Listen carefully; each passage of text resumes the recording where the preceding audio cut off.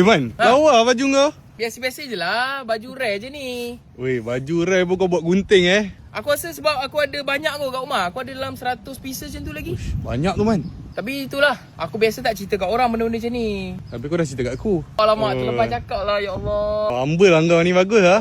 Itulah, dalam hidup ni kita kena humble. Buang ego kita, jangan menunjuk-nunjuk kan. By the way, jom kita pergi tengok wayang naik kereta baru aku. Aku baru ambil ni. Kereta baru. Kereta baru kau? Baru aku ambil tadi ni. Kereta baru kau Man? Iya. Ui, produk harus je kau pakai sekarang. Ya, biasalah.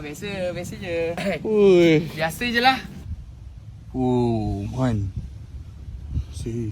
Man, 7-seater Man. Biasa je lah. Tapi itulah, kau bagi tahu lah member kita siapa yang pakai macam ni. Kau tahu, dia airbag, dia ada 6 airbag dalam ni tau. Tapi itu Alan, benda ni tak ada apa sangat pun. Biasa je.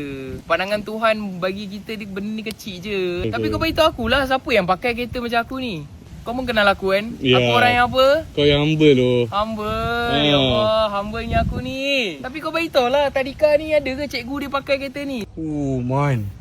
Luas lah Man kereta kau Man. Itulah aku cakap. Ada jinjiran kau pakai kereta luas macam ni? Weh, tak ada lah Man. Aku bukan nak menunjuk tau. Tapi kita dah bawa atas jalan, orang dah tengok kan. Kau kenal aku kan? Ya. Aku apa? Kau humble boy. Kalau orang tanya pun, aku orang cakap kereta ni aku pinjam. Aku cakap nama kau. Nama aku? Nama kau, aku cakap kereta ni kau punya. Kau ni humble lah Man. Ya. Ya, produk Arus. Ya, saya beli kereta ni. Ni memang saya punya. Ya.